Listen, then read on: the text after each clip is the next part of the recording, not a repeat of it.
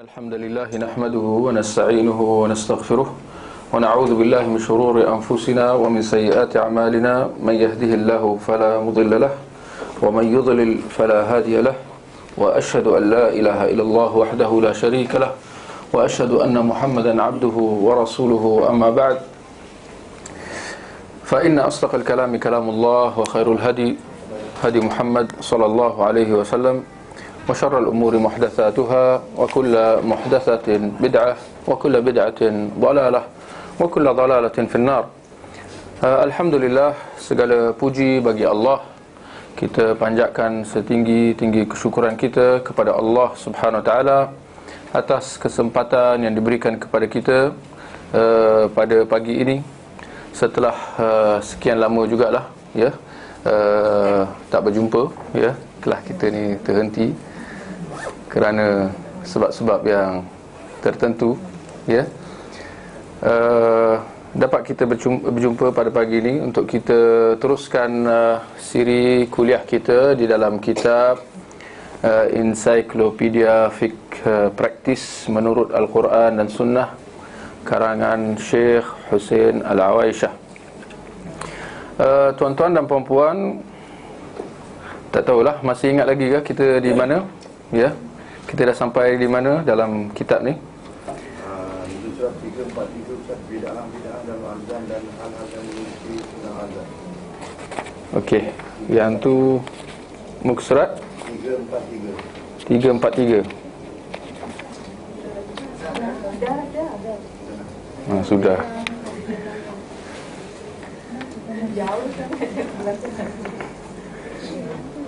Bab syarat-syarat dan tata cara solat. Ya, seingat saya kita dah baca kan? Okey. Jadi syarat-syarat ya dan tata cara solat. Ya. Seingat saya kita dah habis bab ni pun, ya. Bab fardu-fardu dan sunnah-sunnah solat. Ya, betul lah tu muka surat yang saya buka ni. Ya, halaman 367. Ya. Siapa ada kitab terjemahan ni boleh kita buka boleh buka halaman 367 ya, iaitu berkenaan tentang fardu-fardu dan sunnah-sunnah solat ya, perkara-perkara wajib dan sunat ya ketika solat ya. Kita lihat bab tentang fardu-fardu dan sunnah-sunnah solat ni datang ya setelah kita membincangkan tentang bab yang sebelumnya ya, berkenaan tentang syarat-syarat salat ya.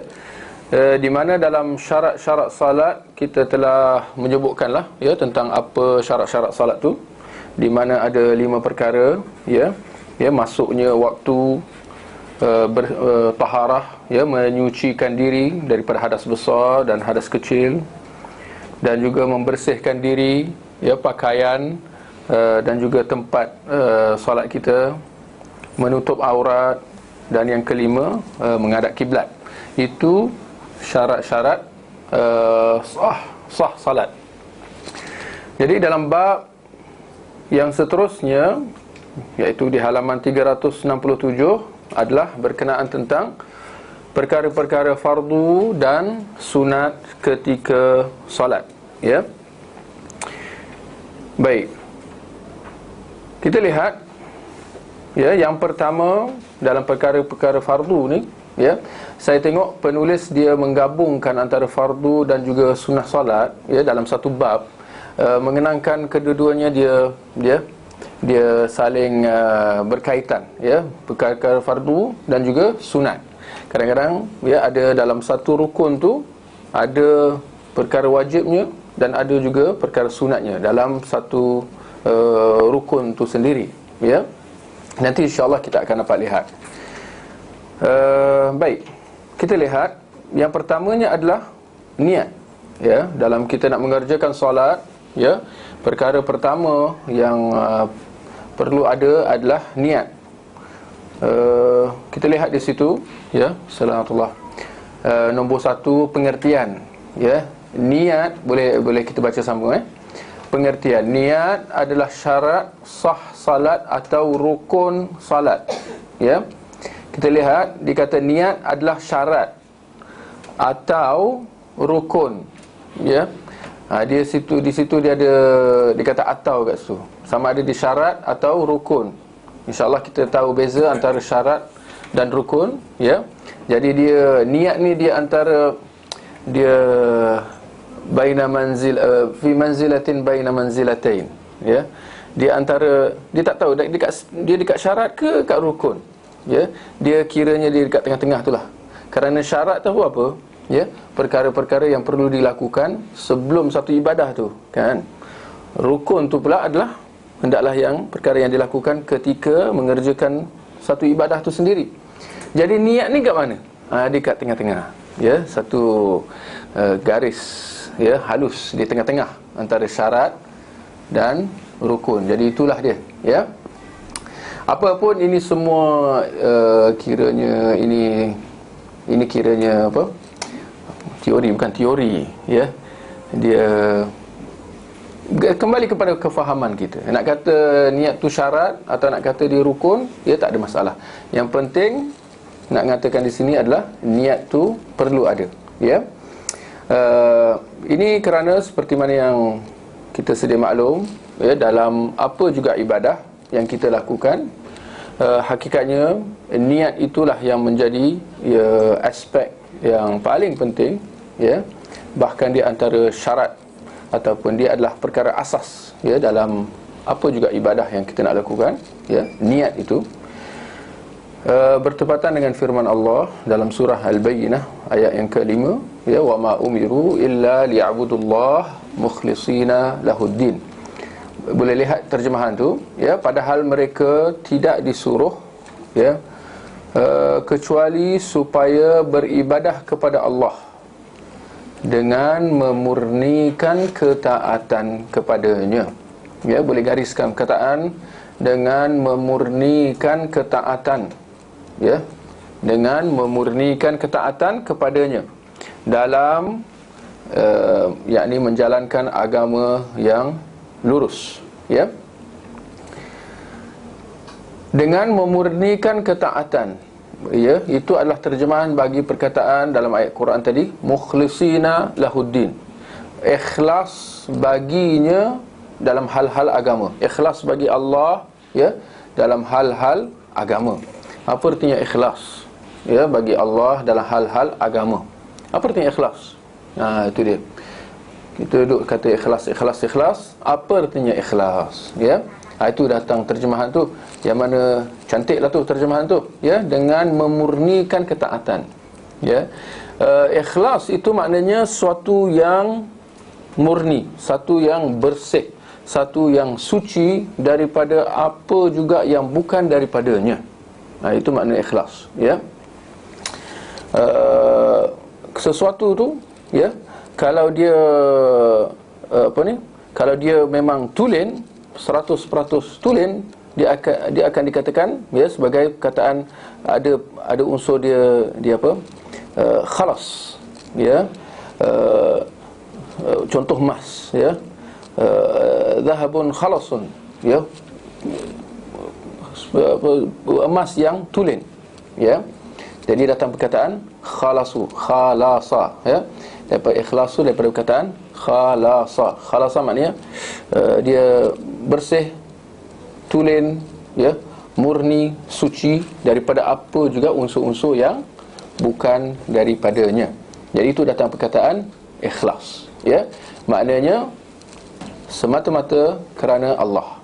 Dia murni, ya, ketaatan tu murni semata-mata kerana Allah. Maknanya tak ada unsur-unsur yang bercanggah dengan ikhlas tu, ya, riya, ya, dan seumpamanya, ya. Baik, juga berdasarkan hadis, ya, yang menjadi asas juga dalam agama, ya, innamal a'malu binniyat, ya, hadis yang makruf insya-Allah, ya, sesungguhnya amal perbuatan tergantung pada niatnya, ya. Maknanya dia kembali, satu amal tu bergantung pada niatnya. Kalau baik-baik, kalau buruk-buruklah, ya. Dan sesungguhnya tiap-tiap orang akan memperoleh sesuai dengan apa yang diniatkan, ya. Baik, kita lihat nombor 2 di bawah tu. apakah niat diucapkan? Ya, bila kita cerita tentang niat, ya, inilah dia sebenarnya masalah yang saya kira cukup rumit, ya, seperti mana yang kita lihat di kalangan masyarakat kita. Apakah niat perlu diucapkan? Ya, guru kami, yakni Syekh Hussein Awaisyah ni, dia kata, guru kami Al-Albani, ya, rahimahullah, berkata dalam sifat salat, ya, sifat salat Nabi, pada bab takbir, kemudian, ya, Nabi SAW memulai salatnya dengan mengucapkan Allahu Akbar. Ya, kita lihat muka surat sebelah. Guru kami memberi komentar di dalam kitab tersebut dengan mengatakan, hadis ini menunjukkan bahawa Nabi SAW tidak pernah memulai salat dengan ucapan seperti nawaitu usalli. Ya, kita lihat kerana Nabi, mana petunjuk dalilnya? Kita lihat yang tadi kita baca, Nabi memulai salatnya dengan mengucapkan Allahu Akbar. Ya, jadi, ya, setelah niat, ya, apa datang? Ya, ucapan Allahu Akbar, ya, takbiratul ihram. Tapi kita lihat Nabi memulai salatnya dengan mengucapkan Allahu Akbar. Ya, Nabi memulakan salat dengan Allahu Akbar. Itu yang Nabi sebut, ya, Nabi ucapkan. Maka jelas di situ nak dikatakan, ya, petunjuk dalilnya adalah apa? Nabi tidak mengucapkan niatnya tu, ya. Bila timbul persoalan apakah niat perlu diucapkan, ya, kita mendapati bahawa Nabi tidak pernah, ya, tidak pernah, walaupun sekali, walaupun setengah kali. Ada ke setengah kali? Ini nak tekankan lagi lah, ya. Kita lihat kata Syekh Albani, dan seterusnya seperti yang diucapkan oleh banyak orang. Bahkan hal ini telah disepakati sebagai perbuatan bid'ah. Garis tu, ya. Ini untuk kita mantapkanlah pemahaman kita. Lebih-lebih lagi kalau kita nak jelaskan kepada orang lain, ya, pada keluarga kita, ya, orang-orang dekat dengan kita. Telah disepakati sebagai perbuatan bid'ah, termasuk di kalangan orang yang kata nawaitu usalli. Mereka pun kata ini bid'ah, ya. Tak ada siapa yang kata Nabi buat macam ni. Itu yang pelik. Ini pelik lagi benar, tapi benar. Telah disepakati sebagai perbuatan bid'ah. Ada pun yang diperselisihkan adalah apakah ini merupakan bid'ah hasanah atau bid'ah sayyi'ah. Bid'ah hasanah maknanya benda yang baik, bid'ah yang baik, atau bid'ah yang buruk, ya. Menurut kami, yakni ini kata Syekh Albani rahimahullah, setiap bid'ah dalam urusan ibadah adalah sesat, ya. Setiap bid'ah dalam urusan ibadah, ya. Ini kena faham juga, ya. Sering orang kata kalau semua bid'ah, semua bid'ah, semua bid'ah, handphone tak boleh pakai lah, elektrik tak boleh pakai lah. Ini hujah yang saya kira cukup lapuk, tapi kerana sentiasa dia recycle balik. Kita pun jenuh, ya. Tak apalah, itulah dakwah, ya. Setiap bid'ah dalam urusan ibadah adalah sesat. Ini soalan kefahaman lah. Kalau benda bid'ah dalam dunia macam mana? Setiap bid'ah dalam urusan dunia tak. Ini soalan kefahaman ni, ngantuk lagi ke dah jaga. Setiap bid'ah dalam urusan ibadah adalah sesat. Okey, itu kata Syekh Albani. Kalau setiap bid'ah dalam urusan dunia, ibadah lawan dia dunia lah, atau adat, ya. Setiap bid'ah dalam urusan dunia apa? Adalah harus sesat juga. Tidak sesat, dibenarkan. Ada lagi jawapan? Boleh jadi sesat, boleh jadi... Barakallahu fiik, itu jawapan dia. Boleh jadi sesat, boleh jadi bagus, ya. Boleh jadi bagus, boleh jadi tak bagus, ya. Seperti TV, ya, seperti radio. Kalau digunakan untuk yang baik, baiklah dia. TV kan bid'ah, ya, tapi bid'ah dalam benda dunia lah. Kalau digunakan untuk benda-benda yang baik, baiklah dia, ya. Tapi kalau digunakan dalam benda yang tak baik, ya, Jadi tak baiklah dia seperti mana yang kita lihat, ya. Baik, setiap bid'ah dalam urusan ibadah adalah sesat berdasarkan keumuman sabda Nabi sallallahu alaihi wasallam, wa kullu bid'atin dhalalah wa kullu dhalalatin finnar, ya. Dan setiap bid'ah adalah sesat, dan setiap yang sesat tempatnya adalah neraka. Ini siapa yang kata ni? Ya, Nabi sallallahu alaihi wasallam. Ini bukan satu yang kita ijtihad, ya, bukan yang diada-adakan, bukan pendapat akal, tapi kita lihat hujah orang-orang sunnah, ya, hujah yang disebutkan oleh Syekh Al-Albani di sini. Kita lihat cukup jelas, ya. Nabi kata setiap bid'ah adalah sesat, ya. Kalau kita nak menganggap bahawa ini keras ke, ini ekstrim ke apa ke, kita kena nilai balik apa yang kita ucapkan tu, kerana Nabi yang mengucapkan hal ini, ya. Sedangkan kita sebagai seorang Muslim, apa juga yang datang dalam syarak, dalam Quran ataupun hadis, apa yang disebut oleh Nabi, sepatutnya kita apa? Kita dengar dan patuh, ya. Kita dengar dan terima apa yang diucapkan oleh Nabi dan amalkan, ya. Bukan banyak soal, bukan banyak someh. Oh, tak ada, bukan semua bid'ah sesat. Ada yang baik, ada yang buruk. Bergantung. Bid'ah ni bergantung. Oh, dia boleh bergantung pula berfalsafah, sanatullah. Boleh, ya, berbolak-balik dalam hal yang telah dijelaskan oleh Nabi secara, orang kata apa, tuntas, secara mudah, ya. Dalam rangkap yang cukup apa, kita kata jelas, ya, tak ada apa lagi syubhat. Nabi kata setiap bid'ah adalah sesat, ya. Yang ni setiap bid'ah dalam urusan ibadah adalah sesat, dan setiap yang sesat tempatnya adalah neraka. Nabi kata macam tu, ya. Jadi menunjukkan kepada kita betapa bahayanya hal-hal bid'ah ni. Jangan kita main-main, ya, kerana Nabi dah memberi amaran kepada kita. Bukan orang-orang Wahabi, ya. Ini bukan masalah Wahabi ke Wasabi ke orang kata. Apa kata? Ini hadis Nabi sallallahu alaihi wasallam. Ya, sejauh mana, ya, tunduknya kita dengan hadis Nabi, ya. Baik. Maka akhirnya kita kata mengucapkan niat itu, ini adalah hal yang tidak ada asasnya dalam agama, yang tidak pernah dilakukan oleh Nabi sallallahu alaihi wasallam. Maka akhirnya niat itu dia perlu ada, ya, bukan masalah pilihan, perlu ada. Cuma niat itu adalah urusan dalam hati, ya. Hal itu disebutkan dalam hati, bicara hati orang kata, ya. Maka kita lihat, ya, akibat daripada tidak faham tentang hal yang cukup asas dalam agama ni, tentang masalah niat ni, ya. Kita mendapati bahawa golongan yang mengada-adakan syarat perlu melafazkan niat itu, ya, ketika nak solat secara khasnya. Kita mendapati akhirnya mereka kata, oh, untuk nak solat zuhur begini niatnya. Apa? Nawaitu usalli fardadh dhuhri 4 rakaat adaan ma'muman lillahi ta'ala. Kalau ada ubah sikit, oh, dia kena fikir balik. Nawaitu usalli dhuhur qasran, kalau tengah musafir, rakaatain, ya. Kalau qada ke ada, oh, qadaan, dia baru bangun.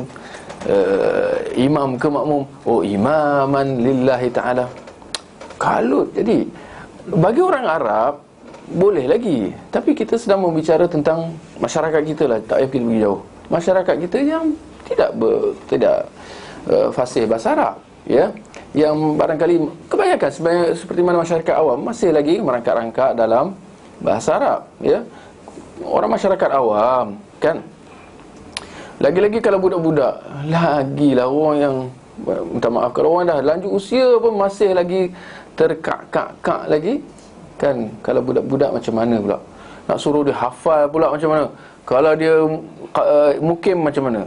Kalau dia musafir macam mana? Kalau solat zuhur macam mana? Ada 5 solat kan, subuh, zuhur, asar, maghrib, isyak. Kalau dia pada waktu macam mana, di luar waktu macam mana kan? Kalau jadi imam, kalau jadi makmum, macam mana? Semua lafaz berbeza-beza. Itu solat fardu. Macam mana pula solat yang lain? Rawatib. No. Rawatib, qabliyah, ba'diyah, apa lagi? Solat Jumaat, solat hari raya. Macam banyak solat kan? Banyak solat sunat kan? Solat sunat, solat sunat antara azan ikamat macam mana? Cuba cerita sikit. Nawaitu usalli sunnata. Orang dah ikamat dah. Kan? Solat Jumaat, solat hari raya. Hari raya Aidilfitri macam mana pula ya? Kan? Akhirnya kita mendapati bahawa ada yang tak solat. Sebab apa? Tak tahu niat. Nampak macam mana kesan buruk bid'ah ni, ya? Budak-budak fail exam kali sebab tak jawab soalan. Macam mana niat untuk solat gerhana? Sudah. Macam mana niat? Dia tengok je soalan tu, ya? 3 hari 3 malam tak dapat jawapan. Niat untuk solat gerhana macam mana? Solat gerhana pun belum lagi, ya? Tak berkesempatan lagi. Macam mana nak tahu niat? Jadi akhirnya ini adalah dia masalah, ya? Yang saya kira ada yang mengatakan bahawa kalau dapat dijelaskan masalah usalli ni, seorang tu dapat menyelesaikan masalah usalli ni, sunnahlah dia. Jadi sunnahlah dia. Nak kata nak buang usalli ni satu masalah. Kalau dapat dijelaskan bahawa ini adalah masalah, ternyata dia sangat mudah. Tetapi akibat daripada ketidakfahaman, kekeliruan, sampai kata kena ucapkan, ya, perlu dilafazkan, maka menjadi masalah besar. Jadi pada mudah, semudah-mudahnya menjadi masalah yang cukup besar, ya. Sehingga dia adalah satu yang dibicarakan dalam hati. Semua orang yang datang masuk masjid pada waktu Zuhur misalnya, yang datang berbaris di belakang imam tu sebenarnya, semua dah pakat niat dah. Tak payahlah nak usalli fardhu dhuhr. Dia kena 3 tu sekali. Dia kena angkat tangan, ya, sambil Allahu Akbar sebenarnya dia kata. Tapi ni dia orang pun sendiri keliru tentang apa yang dia orang perlu amalkan. Sedangkan menurut dia orang, niat tu perlu disertakan ketika, ya, angkat takbir tu sampai mengucapkan Allahu Akbar tu. Sebenarnya tu niat tu dipasang ketika itu. Entah macam mana dia orang boleh mengucapkan niat sebelum tu. Dia orang pun khilaf agaknya. Jadi itu yang datang Allahu Akbar tu. Allahu Akbar banyak kali, ya, kerana nak pasang niat, ya, nak pasang niat. Perlu pahat, ya, dengan itu jadi tu, ya. Jadi menyusahkan, ya, menyusahkan diri, ya. Akhirnya barang siapa yang menyusahkan urusan agamanya, akhirnya Nabi kata apa? Dia akan tertewas, ya. Itu hasilnya. Baik. Kita lihat yang kedua, ya, sesudah niat adalah takbiratul ihram. Ya, takbiratul ihram adalah ucapan Allahu Akbar. Seperti mana dalam hadis Nabi tadi, kita lihat Nabi memulakan salatnya dengan mengucapkan Allahu Akbar, ya. Hal ini berdasarkan hadis Ali radhiyallahu anhu. Dia berkata, ya, Nabi SAW berkata, ya, kunci salat adalah bersuci, yang mengharamkannya, gariskanlah tu, ya, mungkin tak faham, yang mengharamkannya, ya, adalah mengucapkan takbir, dan yang menghalalkannya adalah salam, ya. Tahrimuha at-takbir. Kita lihat takbiratul ihram. Takbir Allahu Akbar itulah. Ihram tu apa artinya? Orang ni nak pergi umrah atau haji ke kena ihram, ya? Dia sedang memakai ihram ke macam mana? Apa maksudnya? Ihram tu daripada perkataan haram. Mungkin lagi haru dia fikir apa kena solat dengan haram ni, ya. Dia daripada perkataan haram dengan erti kata, ya, takbiratul ihram itu adalah pemula solat kita, ya. Yang mana bila kita takbiratul ihram, maknanya kita dah masuk solat, dengan erti kata apa juga hal-hal yang bukan dalam solat kita tak boleh buat. Haram bagi kita untuk buat. Itu datang perkataan ihram tu atau haram tu, ya. Seperti mana dalam ihram di umrah atau haji, bila seorang tu pakai ihram, ya, Sama juga konsep dia. Bila dia masuk ihram, dia pakai ihram tu, kain putih atas bawah tu, dia telah mengharamkan dirinya daripada melakukan perkara-perkara yang dilarang ketika ihram. Sama saja, ya. Maksud kataan ihram tu, ya. Jadi takbiratul ihram, ya. Kita lihat hadis yang di bawah tu juga, ya. Sesungguhnya, ya, tidak sah salat seseorang hingga dia berwuduk dan menyempurnakan wuduknya pada anggota-anggota wuduknya, lalu dia mengucapkan, ya, Allahu Akbar, ya. Jadi itu ucapan takbiratul ihram, ya, sebagai pemula salat kita, ya. Itu rukun yang kedua, ya. Yang ketiga, mengangkat kedua tangan dan meletakkannya di atas dada. Cuma di sini sekadar pembetulan, perkataan dan meletakkannya atas dada dia tidak ada pada teks Arab, ya, teks kitab asal dalam bahasa Arab tu. Saya melihat bahawa ini adalah penjelasan lanjut daripada penterjemah, ya. Penterjemah dia menambah, ya, mengangkat kedua tangan. Sebenarnya asal sampai kat situ je, ya, mengangkat kedua tangan. Itu penulis asal Syekh Hussein Awasyah ditulis begitu. Tapi penterjemah ditambah dan meletakkannya di atas dada. Ini adalah kemahiran dalam terjemahan juga sebenarnya. Saya sebenarnya tak bersetuju dengan perbuatan penterjemah. Dia tokok tambah. Walaupun betul, tapi sebenarnya dalam terjemahan dia ada satu aspek yang penting sebenarnya. Kita perlu amanah.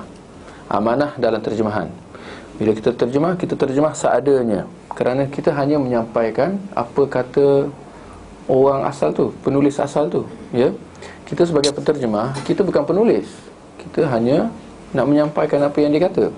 Jadi sepatutnya penterjemah tu dia tidak memasukkan dirinya dalam terjemahan tu. Dia tak patut membawa idea-idea dia atau pendapat dia. Kerana kalau dia nak bawa idea atau pendapat dia, dia kena, ini bukan terjemahan, ya. Tak tahulah dekat depan ni ada terjemahan ke dia tu, ya. Jadi kalau dia dah masukkan pendapat dia, itu dah masuk syarah. Ini dah masuk syarah, ya, atau ta'liq, ya, komentar.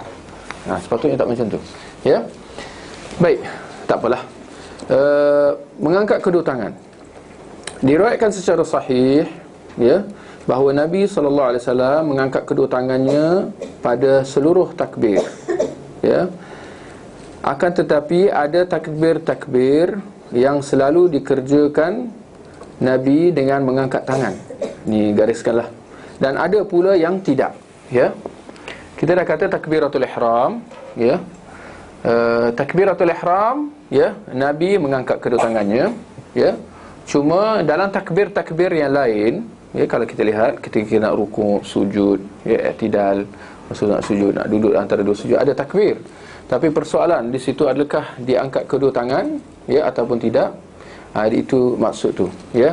Ada yang Nabi kerjakan secara, ya, berterusan, takbir tu dilakukan dengan mengangkat kedua tangan, dan ada yang Nabi takbir tanpa mengangkat kedua tangan, ya. Baik, kita lihat ada 4 tempat, ya, dalam solat di mana, ya, Nabi mengangkat kedua tangannya ketika takbiratul ihram, takbiratul ihram memang angkat tangan, ya. Tapi bagaimana dengan takbir-takbir yang lain? Di situ ada perincian lah. Baik, ada 4 tempat. Yang pertama, kita kata takbiratul ihram, ketika takbiratul ihram diangkat kedua tangan. Yang kedua, ketika rukuk, ya, takbir sambil mengangkat kedua tangan, ya, lepas tu rukuk, ya. Yang ketiga, ketika bangkit daripada rukuk, ya. Kita lihat ada hadisnya di bawah tu, ya. Aku melihat Rasulullah SAW ketika berdiri untuk mengerjakan salat, mengangkat kedua tangan hingga sejajar kedua bahunya. Baginda melakukan itu ketika bertakbir untuk rukuk, ini yang kedua. Ketika mengangkat kepalanya dari rukuk, ini yang ketiga. Baginda mengucapkan sami'allahu liman hamidah, yakni, ya, selepas takbir Allahu Akbar, ya, bangkit daripada rukuk, baginda mengucapkan sami Allahu liman hamidah. Namun hadis ni boleh garislah, namun baginda tidak melakukannya ketika sujud, yakni ketika nak sujud dan ketika bangkit dari sujud. Gariskanlah tu, ya. Ini ucapan Abdullah bin Umar, di mana disandarkan kepada Rasulullah sallallahu alaihi wasallam, disandarkan kepada perbuatan Rasulullah sallallahu alaihi wasallam, ya. Baik, kita lihat muka surat sebelah 370, muka surat 370. Keadaan yang keempat, ya, di mana Nabi angkat tangan ketika takbir, ketika bangkit untuk melaksanakan rakaat ketiga, ya, setelah mengerjakan 2 rakaat. Yakni ketika bangkit ke rakaat yang ketiga. Ya, ini kalau solat tu ada 3 rakaat atau lebih lah, ya. Jadi bila bangkit daripada sujud, naik ke rakaat yang ketiga sambil takbir, ya, Rasulullah sallallahu alaihi wasallam mengangkat kedua tangannya.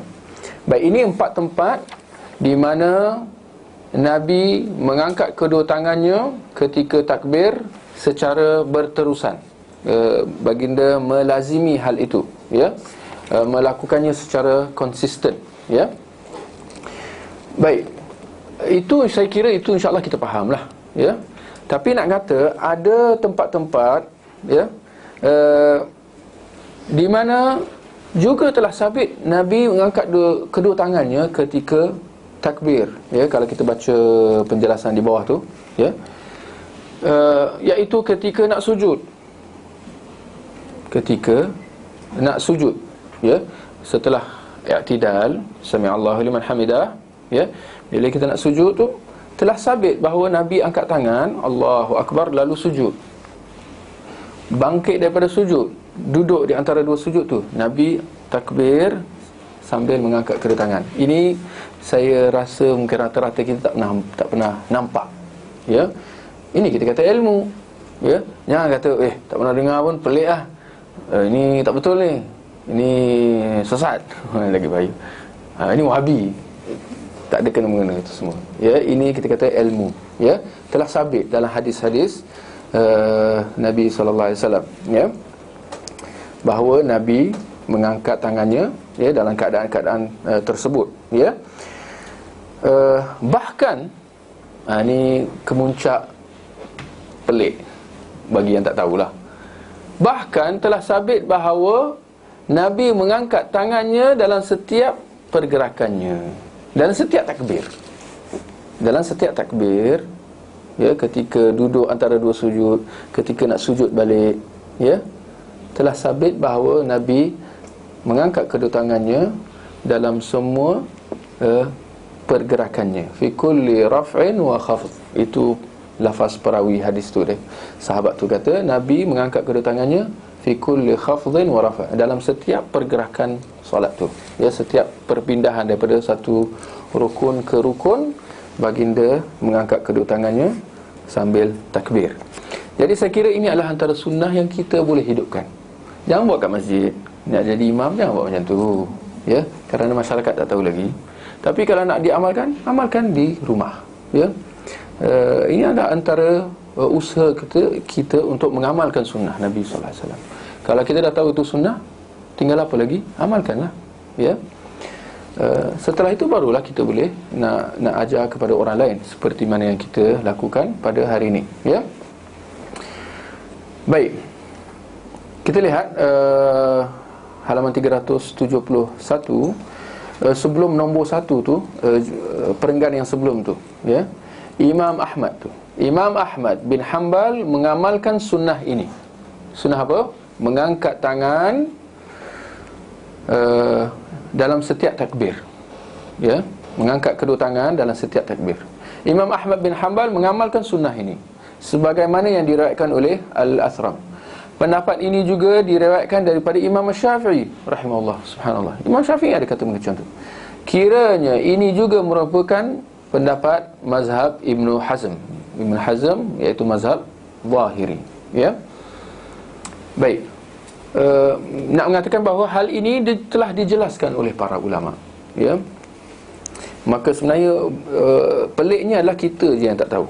Itu dia sebenarnya, ya. Baik, ada perincian dalam masalah mengangkat kedua tangan, ya, setelah takbiratul ihram, meletakkan kedua tangan di atas dada, ya.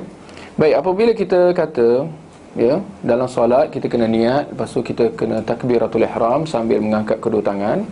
Lepas kita dah takbiratul ihram, ke mana tangan tu nak pergi? Ya, kita dah solat, kita nak solat ni, kita takbiratul ihram, Allahu akbar. Setelah tu tangan tu pergi mana? Ya. Baik. Di sini, ya, penulis Syekh Hussein Al-Aisyah menjelaskan bahawa kedua tangan hendaklah diletakkan di atas dada. Kita lihat penjelasan ni di bawah. Ini pun penting juga untuk kita faham, ya. Ada beberapa pendapat tentang meletakkan kedua tangan ketika berdiri yang pertama. Baik, ada beberapa pendapat. Maknanya ada pendapat, ada khilaf lah orang kata, tentang meletak kedua tangan ketika berdiri yang pertama. Gariskan ketika berdiri yang pertama, apa maksud dia? Apa maksud ketika berdiri yang pertama? Ini pun kerana ada khilaf juga. Ketika berdiri yang pertama maknanya ketika berdiri sebelum rukuk. Sebelum rukuk. Kerana kita lihat, bila kita rukuk, lepas tu kita apa? I'tidal. I'tidal tu dikira berdiri yang kedua. Kerana ada bincang juga, bila i'tidal nak kena tangan tu pergi mana juga, ada persoalan juga. Ya, bila nak lepas dah rukuk, bila kita i'tidal, tangan tu pergi ke mana? Itu pun ada perbincangan, ya. Baik. Jadi yang kita nak bincangkan di sini adalah ketika berdiri yang pertama, yakni selepas takbiratul ihram, sebelum rukuk, ya. Diriwayatkan secara sahih daripada Nabi. Ini pun kena betulkan, kena tepatkan terjemahan tu, ya, kerana tak tepat tu. Betulkan. Diriwayatkan, ataupun kita kata diriwayatkan secara sahih tu buang, ganti dengan telah sabit. Ya, kerana saya kira ada beza antara dua jumlah tu. Telah sabit daripada Nabi SAW bahawasanya baginda meletakkannya di atas dada. Ya. Telah sabit daripada Nabi SAW bahawasanya baginda meletakkan kedua tangannya selepas takbiratul ihram di atas dada. Garis kataan di atas dada, ya. Telah sabit. Kerana tidak ada hadis yang sahih secara apa orang kata, secara jelas, hadis yang sahih secara sepakat tak ada, ya.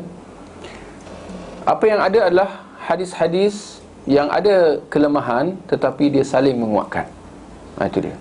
Jadi beza kalau kita kata telah diriwayatkan secara sahih, maknanya seolah-olah nak kata ada hadis sahih dalam masalah meletakkan atas dada. Tak ada macam tu. Ada hadis yang ada kelemahan tetapi saling menguatkan. Baik, kita lihat. Guru kami Al-Albani rahimahullah menyebutkan beberapa dalilnya dalam sifat salat. Beliau berkata, Syekh Al-Albani berkata, ya,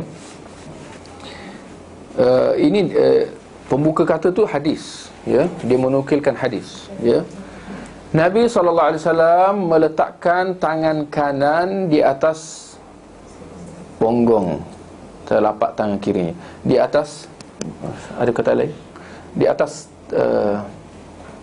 apa?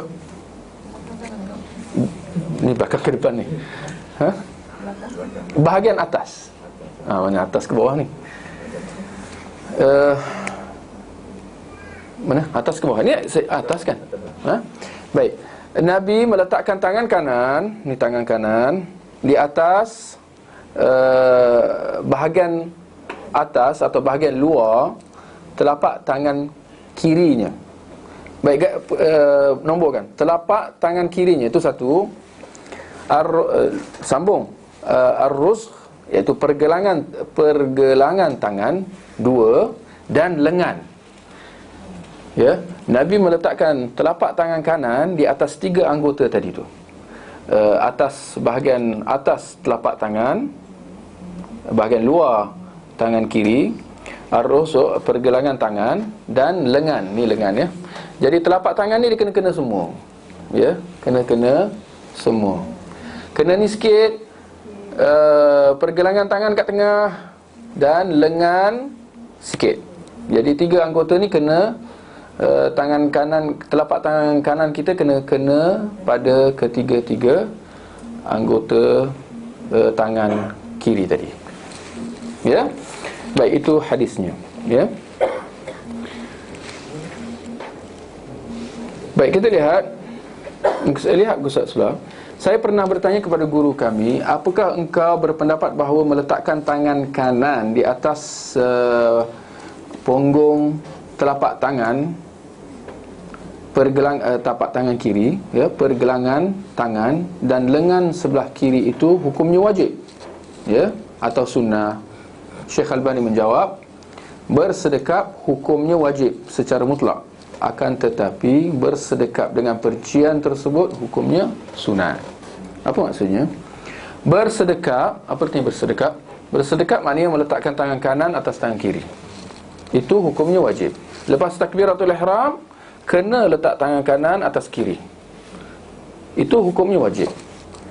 Tapi dengan perincian, kena bahagian luar tapak kanan kiri, pergelangan dengan lengan tangan kiri, itu sunat.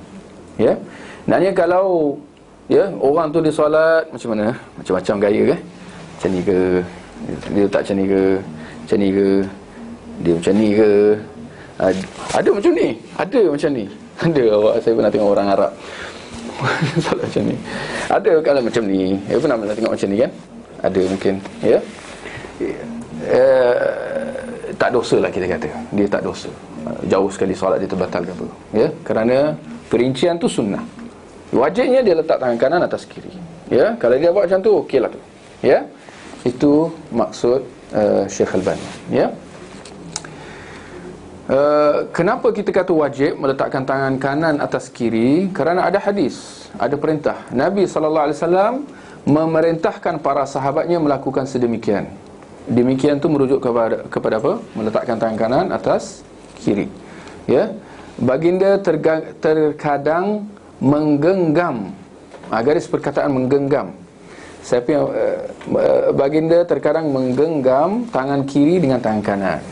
Tadi meletakkan, muka 371 tadi, ya. Nabi meletakkan, garislah perkataan meletakkan, dengan yang sekarang lafaz yang kedua ni, Nabi SAW menggenggam. Jadi ada dua cara lah, ya. Ada dua cara dalam kita nak meletakkan tangan kanan atas kiri. Satu, yang pertama kita dah sebut tadi, ya. Meletakkan, meletak maknanya letak lah. Letak kat mana? Kat telapak tangan kiri, pergelangan dengan lengan tangan kiri, ya. Ini meletakkan, ya. Cara yang kedua, menggenggam, iaitu perincian dia macam ni, ya. Dia genggam, ya. Dia ni genggam, ni genggam ke? Genggam, okey. Menggenggam tangan kiri dengan tangan kanan, ya, itu menggenggam. Jadi ini dua cara meletakkan tangan kanan atas tangan kiri, ya. Kedua-duanya sunnah. Kadang-kadang kita nak buat cara yang pertama, kadang-kadang kita nak buat cara yang kedua, terpulang kepada kita. Sebaiknya kita amalkan ini kadang-kadang, kita amalkan yang tu kadang-kadang, ya. Ada pun pendapat yang membolehkan. Ada pendapat, ya, di kalangan mazhab Hanafi, yang mana saya tengok masyarakat kita pun ada amalkan juga. Dia menggabungkan antara cara pertama dan cara yang kedua, ya. Dia buat 2 in 1. 2 in 1 macam mana? Dia buat macam ni. Dia genggam sikit, dia letak sikit. Macam ni ke? Two fingers, three fingers ke? Ya. Yang penting dia genggam, ya. Tapi ada jari yang dia lepaskan, dia letakkan, ya. Ini tidak ada asasnya, tidak ada asal. Ini tokok tambah ni. Ini, ya. Ini benda yang dia ada-adakan, ya. Apa tu? Ya. hybrid. Dan ini tidak ada asalnya. Tidak ada asasnya dalam sunnah Nabi sallallahu alaihi wasallam, ya. Seperti mana ada juga yang meletakkan macam ni, ya. Ya. Dia letak tangan kanan, telapak tangan kanan atas bahagian luar tapak tangan kiri, ya. Ini pun tak ada asalnya. Ada hadis tapi dhaif, ya, dalam Sunan Abi Dawud, meletakkan tapak tangan atas tapak tangan macam ni. Tapi hadisnya dhaif, jadi tak ada asalnya, tak boleh tak sabit, ya. Cara macam ni. Seperti mana lagi parah, ada yang juga yang kita lihat di solat, dia lepas je, Allahu Akbar, dia lepas je. Lepas, ya. Ada juga, ya, kalau siapa yang pergi umrah, pergi haji, mungkin nampak jemaah yang buat macam tu. Alhamdulillah masyarakat kita tak buat, ya. Tapi ada yang buat macam tu, yang mana amalan perbuatan macam ni dilepaskan kedua tangan, dia letak kat sisi, disandarkan kepada mazhab Maliki, ya. Itu biasa yang amalkannya mazhab Maliki atau Syiah, ya, atau orang-orang Syiah. Orang-orang Syiah di mazhab dia apa? Syiah lah. Dia ada mazhab dia juga, ya, mazhab Syiah lah secara umum. Tapi yang kita concern tu adalah mazhab Maliki tu, kerana mereka orang sunnah juga. Mereka menisbahkannya kepada Imam Malik. Tapi nak kata apa peliknya, Imam Malik sendiri dalam kitabnya Al-Muwatta, dia ada kitabnya Al-Muwatta kan, kitab hadis kan, dia ada tulis bab meletakkan tangan kanan atas kiri. Imam Malik sendiri menghidupkan sunnah, menekankan sunnah meletakkan tangan kanan atas tangan kiri. Tapi inilah dia masalah penganut mazhab, pentaklid mazhab, yang orang yang datang kemudian ni, ya. Mereka kata mereka mazhab Maliki, tapi mereka sendiri menyalahi Imam Malik sendiri. Yang mana kita lihat kalau masyarakat mazhab Syafi'i pun sama juga, kata je mazhab Syafi'i, tapi sambunglah, ya. Baik, itu tentang meletakkan tangan kanan atas tangan kiri, ya. Baik, di manakah kedua tangan kanan dan kiri itu diletakkan, ya? Kita lihat di halaman 372 di bahagian bawah tu, bukan nota kaki tu, kat atas tu, ya. Siapa nampak tu? Mereka diperintahkan untuk meletakkan tangan kanan di atas tangan kiri dalam solat. Sahal, seorang sahabat, menyandarkan perkataan itu kepada Nabi. Lihat jumlah bawah tu. Nabi SAW meletakkan kedua tangannya di atas dada. Itu sebenarnya kena buat pembuka kata, ya, kerana itu hadis, ya. Hadis Sahal bin Sa'ad, ya. Nabi meletakkan kedua tangannya di atas dada. Ini yang kita kata tadi, telah sabit daripada Nabi. Hadis ini, ya, kita lihat nota kaki nombor 16 tu, diriwayatkan oleh Abu Dawud, ya, tentang Nabi meletakkan kedua tangan atas dada ni, atas dada, garis kataan atas dada tu. Diriwayatkan oleh Abu Dawud, Ibnu Khuzaimah dalam sahihnya, Imam Ahmad, ya. Riwayat hadis ini juga disebutkan dalam Al-Muwatta oleh Imam Malik dan oleh Al-Bukhari dalam Sahih Bukhari, dalam sahihnya, ya. Tetapi dia sebutkan secara makna, bukan secara itu dia kata jika dicermati tu, ya. Jika dicermati, perbuatan Nabi meletakkan tangan kanan atas tangan kiri di atas dada disebut dalam Sahih Bukhari, tetapi secara makna, bukan secara lafaz, ya. Adapun Nabi meletakkan kedua tangannya di atas dada, itu adalah lafaz, ya, Abu Dawud, ya, dan siapa tadi? Ibnu Khuzaimah, ya. Hadis ini ada kelemahannya, ya. Tetapi itulah dia, kita tengok perawinya ada beberapa yang masing-masing membawa riwayat sanadnya, ada kelemahan tetapi saling menguatkan, ya. Kita lihat, baca nota kaki seterusnya tu kat bawah tu. Guru kami, ya, nota kaki nombor 16 tu, guru kami Al-Albani rahimahullah berkata, dalam sifat salat, ini gariskan ni, meletakkan kedua tangan di dada, inilah yang diriwayatkan secara sahih dalam as-sunnah. Ya. Ada pun riwayat yang menyelisihinya, ya, maknanya selain di atas dada, ada pun riwayat yang menyelisihinya, mungkin tu padang. Itu terjemahan tu salah. Ada pun riwayat yang menyelisihinya sama ada, ganti dengan perkataan sama ada. Sama ada lemah atau memang tidak ada asalnya. Ya. Itu poin penting kita. Ya, itu kesimpulan yang kita kena faham. Bahawa yang sabit daripada Nabi adalah meletakkan kedua tangan di atas dada. Selain bahagian dada, ya, Syekh Albani kata apa? Ada pun riwayat yang menyelisihinya selain daripada dada, sama ada lemah, maknanya hadisnya dhaif, tak sabit daripada Nabi, atau tidak ada asal. Ya. Kita lihat tentang selain daripada meletakkan kedua tangan di atas dada, kat mana? Selain daripada dada letak mana? Ya, saya ingat tak ada letak atas kepala. Ada seorang tu kata, letaklah mana-mana, jangan letak atas kepala, sudahlah. Dia orang kata. Saya ingat tak ada orang letak atas kepala pun. Ya. Selain daripada dada, kita lihat ada yang meletakkan, ya, di bawah dada tu sendiri, di bawah dada, di atas pusat. Bawah dada maknanya di atas pusat, atau di atas pusat, ya, atau di atas pusat ni, ini adalah pendapat jumhur. Ni pendapat jumhur. Bahkan dalam mazhab Syafi'i pun, mazhab Syafi'i meletakkan di atas pusat, ya, atau di bawah pusat. Jadi ini pendapat-pendapat dia lah. Mungkin boleh kita kata ada 4 tempat lah. Atas dada, bawah dada, di atas pusat, macam mana kata? Bukan atas pusat, di atas pusat. Macam mana kata? Antara dada dan pusat. Habis atas pusat kata apa? Pusat, atas pusat. Macam mana kata? Faham tidak ni? Antara dada dan pusat. Barakallahu fiik. Apa tu? Atas pusat,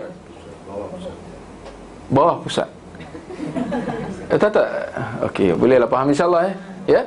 Atas pusat atau bawah pusat. Ya. Atas pusat, bawah pusat. Pening, ya. Tapi itu pendapat-pendapat, ya. Baik, jadi ini Syekh Albani. Jadi kita ada 4 cara tadi. Yang kita kata atas dada itu yang sabit hadisnya, ya. Walaupun ada kelemahan tetapi dia saling menguatkan, maka dia naik ke taraf hasan, ya, atau sahih, ya. Selain daripada atas dada, iaitu atas macam tadi, antara dada dengan pusat, atau di atas pusat atau bawah pusat, dia adalah lemah, riwayatnya lemah, atau tidak ada asalnya. Apa artinya tidak ada asalnya? Tak ada hadis pun. Pendapat akal ijtihad semata-mata. Seperti mana ada yang mengatakan, ya, ini pendapat akal semata-mata, ya, tak ada dalam mazhab pun agaknya. Ini kena check lah. Meletakkan kedua tangan di atas jantung, atas apa? Hati. Maka kita nampakkan ada orang tangan dia sengit sikit. Ini memang lagi apa? Lagi pening. Ya. Kerana memang lagi tak ada asal, ya. Tapi mereka kata itulah dia. Oh, letak atas hati ni supaya apa? Khusyuk. Subhanallah, khusyuk macam mana tak tahu lah. Letak atas hati supaya lebih khusyuk. Supaya apa? Adalah ada orang kata supaya jaga iman lah, supaya dapat dijaga iman. Tak tahulah macam mana. Itu semua falsafah lah, ya. Jadi kita insya-Allah boleh faham tu, ya.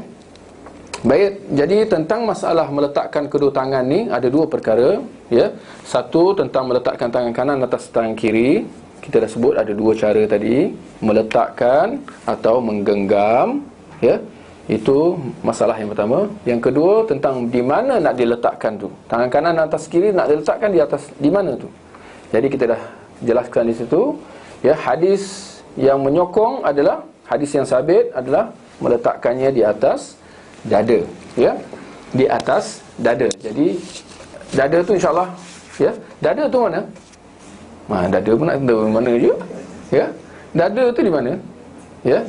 InsyaAllah kita kata ini tulang paru-paru rusuk paru-paru mana? Belakang belah rusuk. Okey. Tulang atas tulang rusuk ni lah, ya, itu bahagian dada, ya. Baik, kita lihat halaman 373, tata cara mengangkat kedua tangan. Ya, ini pun elok juga kita ambil perhatian. Tak kurang juga salah silapnya. Tata cara mengangkat kedua tangan. Kita lihat Rasulullah SAW mengangkat kedua tangan dengan meluruskan jari-jarinya, lalu, ya,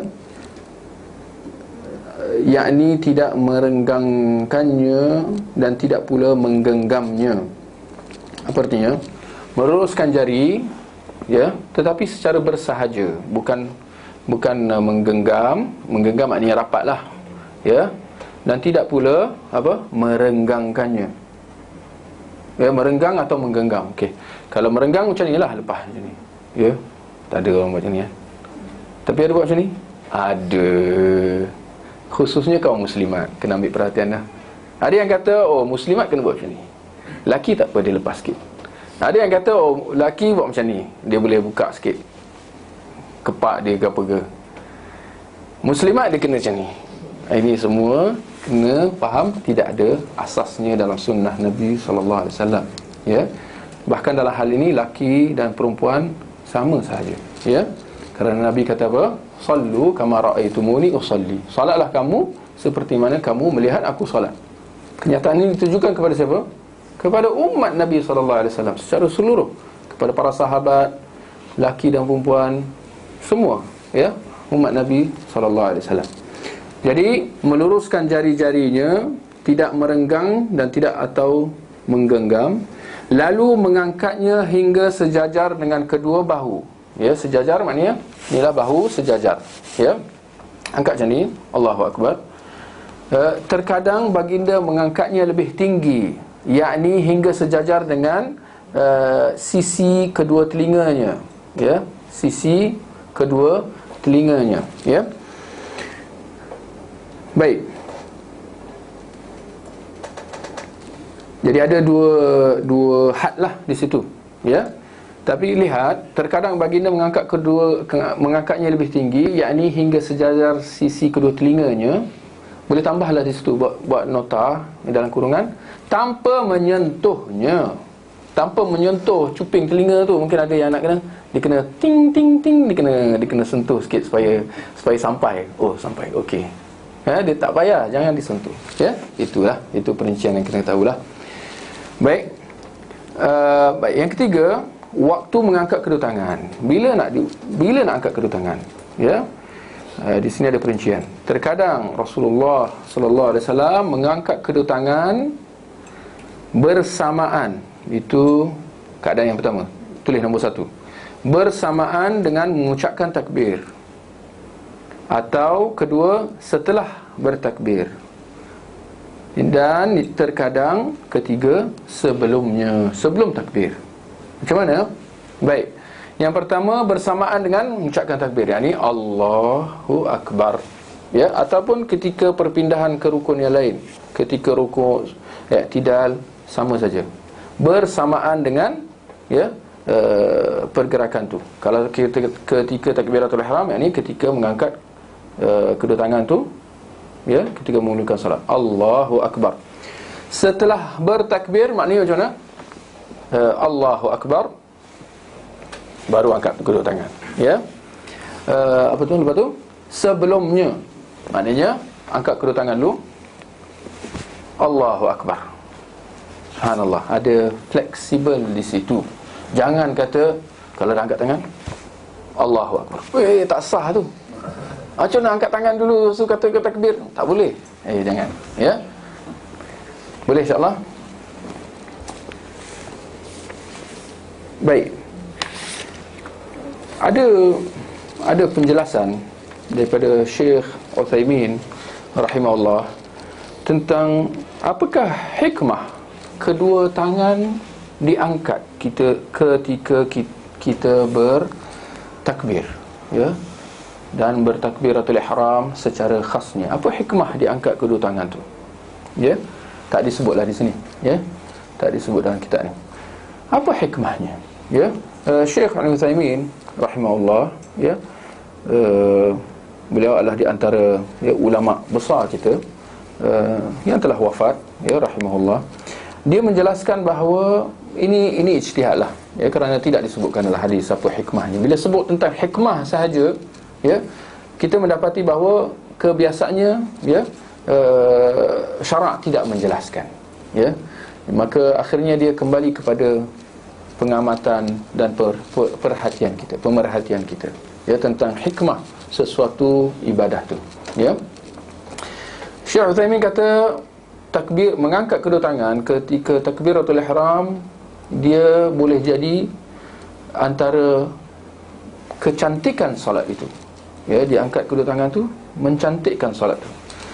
Atau hikmahnya yang kedua adalah sebagai simbol mengangkat hijab antara kita dengan Allah Subhanahu Wa Taala, ya, kerana kita ketika kita solat, kita sedang apa, ya, kita sedang bermunajat, kita sedang berbisik-bisik, berbicara secara perlahan dengan Allah Subhanahu Wa Taala.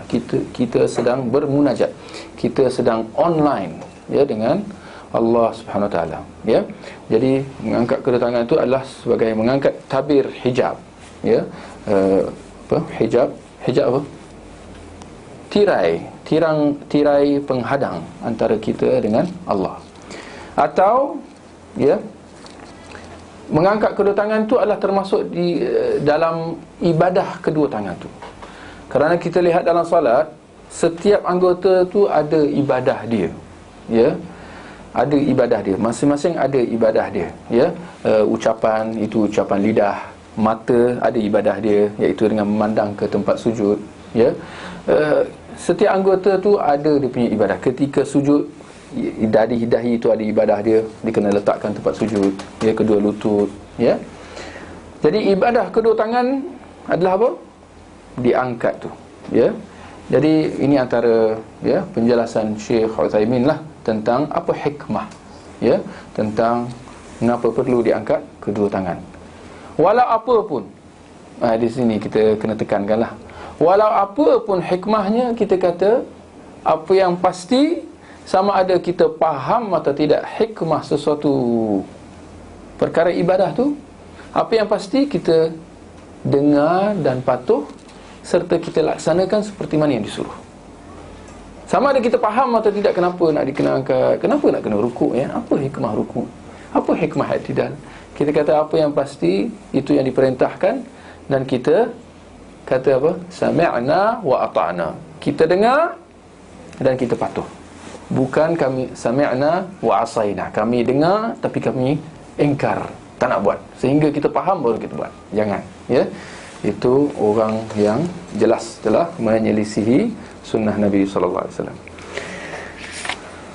Baik, saya ingat boleh kita berhenti di situ, ya. Kalau ada sebarang pertanyaan. Penonton Palestin. Apa tu? Penonton dari Palestin. Palestin? Daripada rumah. Oh, dari rumah. Baik, di sini ada pertanyaan. Adakah penggunaan anjing buruan, ni dah keluar tajuk. Ada berkenaan tentang tajuk kita sebelum kita masuk soalan luar? InsyaAllah semua boleh? Ya. Baik. Adakah penggunaan anjing buruan untuk menjaga keselamatan gugur secara mutlak bila kita ada alternatif lain seperti alarm sistem?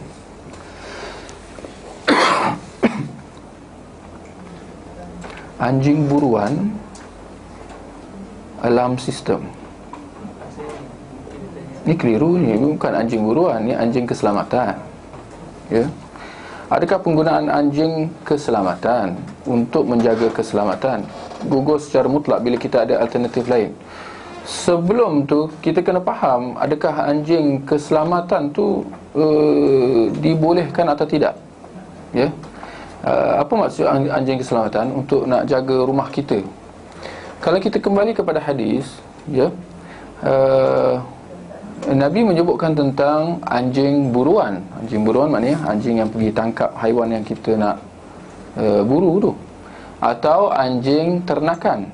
Ya, kita ada kambing ke, kita ada lembu, ya, maka digunakan anjing untuk, ya, menjaga ternak haiwan ternakan kita, ya.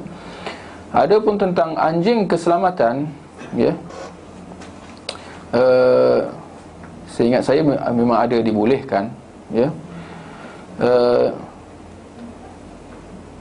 Maka timbul di sini pertanyaan, boleh tak anjing buruan ni, anjing keselamatan ni, penggunaan dia dihalang kalau kita dah ada alternatif lain seperti alarm sistem. Apa pun kita kata, ya, sekiranya ada keperluan untuk nak digunakan, sama ada anjing buruan atau anjing ternakan, atau untuk anjing keselamatan pun, ya, sekiranya ada keperluan, maka kita kata dibolehkan, ya, sekiranya ada keperluan, ya. Ia adalah satu rukhsah. Rukhsah artinya satu kemudahan, ya, yang dibenarkan oleh syarak, ya, sekiranya ada keperluan. Dalam masa yang sama, kita kena faham bahawa asalnya tidak dibolehkan. Asalnya penggunaan anjing itu tidak dibolehkan, ya. Bahkan kalau kita lihat dalam syarak menganggap bahawa anjing itu sebagai haiwan yang najis, ya. Bahkan yang paling najis, haiwan yang paling najis, ya. Seperti mana dalam hadis Nabi kata, sekiranya anjing itu menjilat dalam bekas kamu, maka hendaklah ia dibasuh sebanyak 7 kali, ya. Basuhan pertama dengan tanah, ya, air tanah. Kita mendapati bahawa hadis mengkhaskan hukum samak atau sertu ni bagi anjing semata-mata. Haiwan lain tak ada. Kalau Nabi ditanya tentang bagaimana dengan kucing, Nabi kata kucing ni adalah di antara haiwan yang tinggal bersama dengan kamu. Ini tak ada masalah, ya. Tapi kalau anjing, dia lain. Kita mendapati bahawa syarak sangat menekankan tentang perlunya dibasuh, ya, tempat yang dijilat oleh anjing, ya. Maka para ulama menyimpulkan bahawa anjing ini, ya, najis, dia adalah haiwan najis mughallazah, ya, haiwan yang najisnya berat. Berat dengan erti kata apa? Dia kena disamak, ya. Bahkan apabila dibincang secara lanjut dalam oleh para ulama tentang adakah haiwan, minta maaf, babi perlu disamak atau tidak, sebahagian ulama kata, ya, bahkan saya kira bahawa ini adalah pendapat yang rajih, babi, haiwan babi adalah haram, ya, haram dimakan dengan nas Al-Quran, tetapi dia tidak sampai seperti anjing. Walaupun ada pendapat kata babi ini lebih teruk daripada anjing, maka dia lebih perlu untuk disamak. Tetapi kalau kita lihat, ya, kita mendapati bahawa syarak hanya mengkhususkan anjing. Haiwan babi ada disebut dalam Al-Quran, ada disebut dalam hadis. Bahkan dia adalah satu haiwan yang ma'ruf ketika zaman Nabi SAW. Tetapi kita mendapati bahawa syarak tidak menyebut tentang perlunya samak atau sertu haiwan babi kalau terkena air liur dia atau najisnya, ya. Maka yang hanya dikhususkan dengan hukum samak atau sertu adalah anjing. Maka ini pendapat yang rajih bahawa satu-satunya haiwan yang perlu disamak air liurnya secara khasnya, kerana itu nasnya, dan najisnya, anjing kalau dia buang air kecil atau air besar, ya, dan najisnya secara qiyas, ya, kerana nas hadis kata air liur saja, sekiranya anjing itu jilat atau minum daripada bekas minuman kamu, maka hendaklah dibasuh bekas itu sebanyak 7 kali. maka yang dikhaskan adalah air liurnya. Tapi ulama kata, ini ada bincang, ulama kata najisnya secara qiyas, maknanya najis dia pun kena sama. Kalau dia kencing lah, ya, kat satu tempat atau dibuang air besar, ya, pada satu tempat itu perlu juga disama secara qiyas. Dan seluruh tubuhnya juga secara qiyas. Maknanya kalau disentuh anjing itu, ya, khususnya kalau basah. Kerana seperti mana kita sedia maklum, kalau tangan kita basah atau anjing itu basah, sama ada salah satunya atau kedua-duanya, maka begitu ketika itulah akan berlaku perpindahan kesan sentuhan pada anjing itu. Berbeza kalau kedua-dua bahagian tu kering, maka tidak akan berlaku perpindahan apa? Bahasa dia perpindahan jirim ke apa? Tidak akan berlaku apa-apa perpindahan pada tangan tu, ya, terkena pada tangan tu. Maka seluruh anjing itu sekiranya dia basah juga perlu disamak bahagian badan kita yang tersentuh secara qiyas juga. Kerana mereka kata, kalau sekiranya air liur itu perlu disamak, maka air liur itu datang daripada mana? Daripada bahagian dalam anggota badan anjing tu. Maka tidak heranlah anjing adalah haram untuk dimakan, ya. Kenapa? Kerana dia najis, bahkan najis mughallazah. Kerana daripada badan itulah terhasil air liur itu. Maka para ulama kata, maka begitulah keadaan seluruh badannya. Kerana tidaklah bulu-bulu atau kulitnya, melainkan dia datang daripada tubuh badan yang menghasilkan air liur yang perlu disamak secara sepakat, secara nas hadis. Maka tidak dinafikan ada perselisihan para ulama tentang bahagian mana yang perlu disamak. Ada yang kata air liur dia sahaja, ada yang kata dengan termasuk najis kencing dan juga, ya, tahinya. Ada yang secara am kata seluruh bahagian anjing itu. Walau apa pun kita kata, selamatnya, jalan selamatnya adalah kita menganggap bahawa seluruh anjing itu adalah najis mughallazah. Ini kerana kalau kita sama bahagian badan kita, walaupun hanya tersentuh anjing itu daripada kulitnya sahaja, tak kena air liur dia pun, dia tak jilat kita pun, atau kita tak jilat dia, ada, kita sentuh saja kulit dia, asalkan basah saja, kita sertu, kita kata itu jalan selamat. Kerana kalau kita sertu, takkan ada sesiapa kata kita tak suci. Kerana kalau kita dah sertu, confirm kita dah suci. Berbeza dengan orang yang berpandangan bahawa tak perlu samak, akan ada syubhat, akan ada persoalan ini suci ataupun tidak daripada najis anjing tadi tu, ya. Maka kita kata jalan selamatnya adalah kita samak walaupun hanya tersentuh anjing itu, sekiranya kita basah atau dia basah, ya. Jadi ini hukum asal anjing tu, di mana syarak menghukum anjing ini sebagai haiwan yang najis mughallazah. Bahkan kita mendapati bahawa syarak bukan sahaja menghukumnya sebagai najis mughallazah, bahkan sehingga menghukum supaya kita jangan tiru seperti anjing. Seperti mana dalam hadis, ya, Nabi mengatakan al-aidu fi hibatih kalladhi ya'udu fi kalb ya'udu fi qai'ih. Orang yang meminta semula hadiah dia yang telah diberikan kepada orang adalah umpama orang yang jilat balik, adalah umpama anjing yang jilat semula muntahnya. Maka nak mengatakan antara sifat anjing ialah dia makan muntah di balik. Maka memang ternyatalah hikmah dia kenapa anjing ni najis mughallazah, kerana antara sifat dia adalah dia makan muntah, ya. Bahkan saya melihat bahawa lebih daripada muntah. Kalau siapa yang buang lampin bayi, siapa ada baby lah, dia buang lampin bayi, kalau ada anjing hidup kat sekeliling rumah kita, anjing tu dia datang, dia tengok dia cari apa. Ini berlaku kat saya dan orang-orang di sekeliling lah. Memang dia akan cari lampin bayi tu sendiri. Oh, sedapnya dia. Anjing tu dia makan apa? Lebih teruk daripada muntah. Dalam hadis kata dia makan muntah, itu pasti. Tetapi secara pengamatan kita mendapati bahawa anjing makan lebih teruk daripada muntah. Dia makan najis, ya.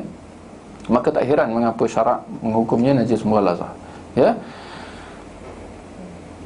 Tambah pula kita lihat syarak sehingga melarang kita memelihara anjing tanpa sebab, ya.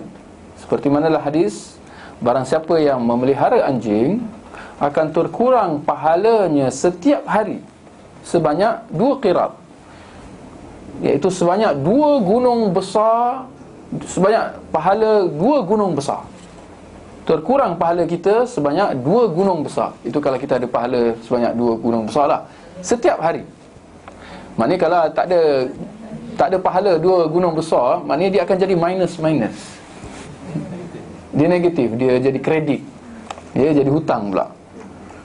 Nak menunjukkan kepada kita betapa bahaya anjing ini. Ini bukan satu pandangan ekstrim, pandangan melampau, tetapi ini yang dinyatakan secara sahih dalam hadis-hadis Nabi SAW. Tambah lagi, kita melihat syarak mengatakan seperti mana dalam hadis yang sahih, ya, para malaikat tidak masuk di dalam rumah yang ada anjing atau gambar. Kita melihat syarak mengumumkan anjing itu. Malaikat tak akan masuk ke dalam rumah yang ada anjing ataupun gambar, ya. Maka ini menuntut supaya kita berhati-hati, ya. Tidak dinafikan bahawa dibolehkan dalam keadaan-keadaan yang tertentu, seperti dalam kita nak berburu, atau seperti kalau kita ada haiwan ternakan, atau seperti untuk keselamatan. Tetapi kita kata sekadar keperluan, ya. Jangan kita ada haiwan buruan tapi dalam masa yang sama kita, ya, main-main dengan dia, tanpa ada keperluan. Kita biar dia jilat kita. Kita pun suka. Macam orang kafir. Tengok orang kafir, subhanallah. Anjing itu adalah, a dog is a man's best friend. Kita kata memang layaklah itu kawan kau, ya. Sejajar dengan kekufuran kau. Kekufuran adalah seburuk-buruk perkara, ya. Maka orang yang kufur adalah seburuk-buruk orang.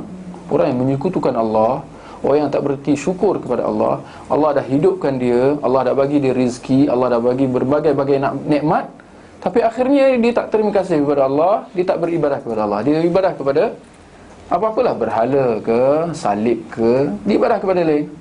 Itu adalah seburuk-buruk perkara, kan? Maka tak heranlah mengapa kekufuran itu adalah sebesar-besar kezaliman.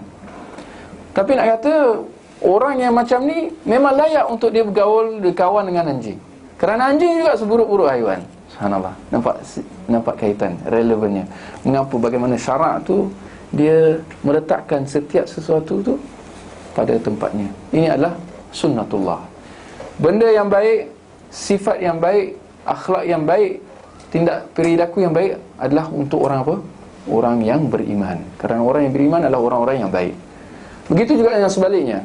Sifat yang buruk, akhlak yang buruk, tindak tanduk yang buruk, amalan yang buruk, habit yang buruk adalah sinonim dengan apa? Sesuai dengan apa? Sesuai untuk siapa? Untuk orang-orang yang buruk juga, ya. Jadi kita kena beringatlah, ya. Maka akhirnya kembali kepada persoalan. Di sini dia ada tambah, Al-Muwatta adalah kitab hadis utama sewaktu zaman Imam Malik. Oh, ini soalan lain. Baik. Jadi akhirnya kita kata, dalam kita nak menggunakan anjing dalam hal-hal yang dibolehkan, kita kata kita kena beringatlah. Kita kena berhati-hati. Kita hanya gunakan dalam keadaan keperluan sahaja, ya. Maka dalam keadaan kita tinggal di kawasan, orang kata apa, kawasan bandar atau kawasan dekat dengan orang tinggal yang lain, ya, satu kampung ke apa ke, ada keperluan tak untuk kita bawa anjing untuk jaga rumah kita? Para ulama kata di sini tidak ada keperluan. Keperluan ni macam mana untuk nak jaga keselamatan rumah misalnya? Keperluannya kalau sekiranya kita tinggal di pedalaman, kita tinggal bersendirian, awak pasang lam pun insya-Allah Polis pun tak dengar, orang pun tak dengar. Sebab awak tinggal seorang-seorang kat tengah hutan mana. Ya, di situ ada keperluan. Tapi dalam keadaan kita, suasana kita tinggal di bandar, ada jiran tetangga semua, ini kita kata awak pergi tinggal tak nak kenal dengan jiran, tapi awak nak ganti, sebagai alternatifnya awak bawa anjing. Kita kata itu bukan penyelesaian dia. Penyelesaian dia adalah dengan kita kenal jiran tetangga dan kita mengambil langkah-langkah keselamatan yang lain. Ya, itu cara dia. Bukan dengan kita ketepikan semua cara-cara ini dan kita membawa anjing. Itu bukan caranya, ya. Al-Muwatta adalah kitab hadis utama sewaktu zaman Imam Malik, tetapi tidak dijadikan sebagai rujukan utama perundangan Madinah. Ada kitab-kitab utama yang lain menjadi rujukan waktu itu. Wallahu alam lah, itu kena rujuk lah, ya. Ini mungkin persoalan ilmiah je lah, ya. Kita kena ingat, sunnatullah adalah manusia berbeza pendapat, ya. Kalau kita lihat para sahabat pun sesama mereka ada berbeza pendapat, ya. Maka tak heranlah pada zaman Imam Malik, walaupun dalam keadaan dia dah ada buku Muwatta dia, tetapi penduduk Madinah ke di luar Madinah, adakah ada berlaku perselisihan? Kita kata kalau para sahabat pun dah berselisih, ya, maka apatah lagi zaman selepas itu ada perselisihan. Cuma persoalan adalah bagaimana mengurus perselisihan, bagaimana kita berinteraksi dalam perselisihan. Itu dia. Itu yang membezakan antara kita dengan para sahabat, ya. Di mana kita melihat para sahabat, mereka hanya berselisih dalam hal-hal yang dibolehkan untuk kita berselisih. Contohnya dalam hal-hal yang tidak ada nas, dalam hal-hal ijtihad, ya. Ini dalam masalah-masalah fiqh, ya. Ini ada ruang untuk kita berselisih, ya. Itu tidak ada masalah, tidak tercela. Yang tercela adalah kalau sekiranya kita berselisih dalam hal-hal akidah, ya, hal-hal tauhid, kepercayaan, dalam hal-hal yang ada nas. Ini kalau dah ada hadis sahih daripada Nabi sallallahu alaihi wasallam, tapi kita nak berselisih juga, ini yang tercela. Yang mana kita lihat para sahabat, mereka tidak berselisih dalam hal-hal akidah, hal-hal yang ada nas dan seperti itu. Maka ini kita kata cara kita mengurus perselisihan itu yang perlu kita lihat. Seperti mana para sahabat juga, apabila mereka berselisih, perselisihan itu tidak sampai bermusuh, jadi sampai tak nak kenal, jadi sampai melabel kau masuk syurga, aku masuk neraka, kau masuk neraka, aku masuk syurga, ya. Engkau tak nak bersua, tak nak bertegur siapa, ya. Ini yang kita kata perselisihan yang tercela, ya. Apakah relevannya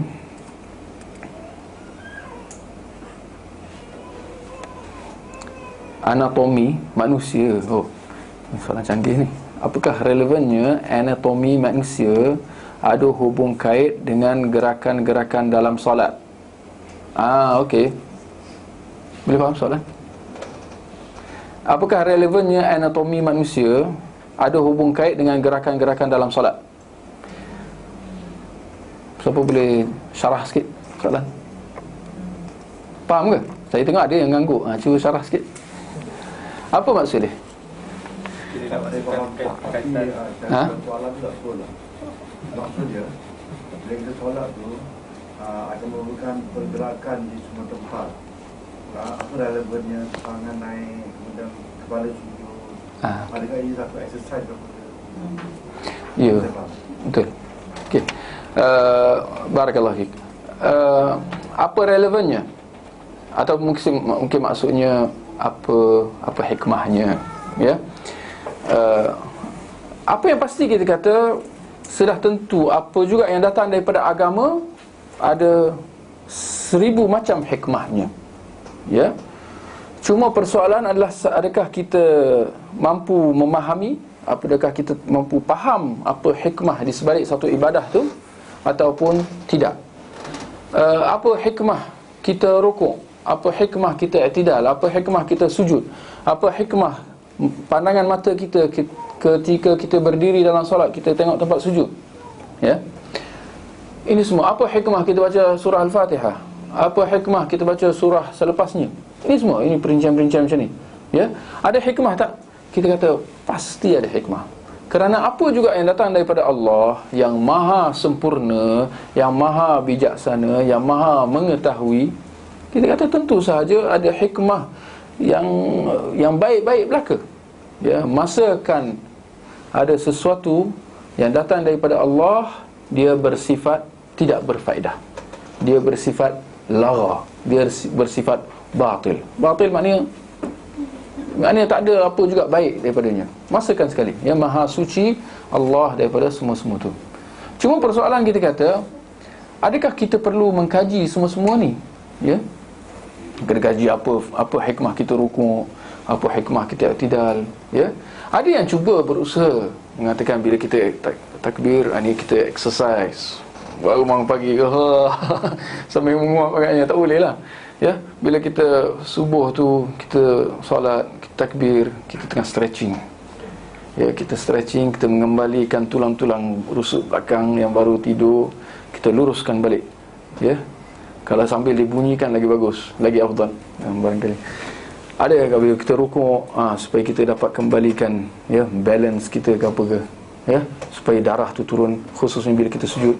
Bila kita sujud, kita angkat belakang kita, kita letakkan dahi kita, darah-darah semua akan turun ke kepala, maka iman akan datang. Kita kata itu semua kadang-kadang ada sifat ghulu, berlebih-lebih, ya, yang mana akhirnya dia bersifat andaian, yang mana kita khawatir juga. Kita khawatir akhirnya orang-orang akan mendahulukan hikmah sebelum dia beramal. Apa hikmah? Akhirnya dia tangguhkan amal tu sebab tak tahu hikmah lagi. Apa hikmah pakai ihram kain putih atas bawah? Apa hikmah? Kenapa tak pakai cawat je? Ustaz tak pakai jubah ke apa? Kita khawatir nanti akan sedikit sebanyak tergugat iman tu. Ya, iman berserah diri kepada hukum hakam syarak tu. Ya. Lebih parah lagi, akhirnya ibadah tu bertukar kepada urusan dunia semata-mata. Kerana hikmah tadi tu, dia sujud kerana dia nak turunkan darah ke kepala. Maknanya hilang ikhlas tu kerana Allah tu tak ada. Dia solat kerana dia menganggap ni yoga. Ya, yoga ke apa? Itu kita khawatir. Maka itu kita kata jangan kita berlebih-lebih dalam masalah hikmah ni. Ya, wallahu a'lam. Baik, kita boleh berehat sebentar sebelum kita mulakan kuliah yang berikut.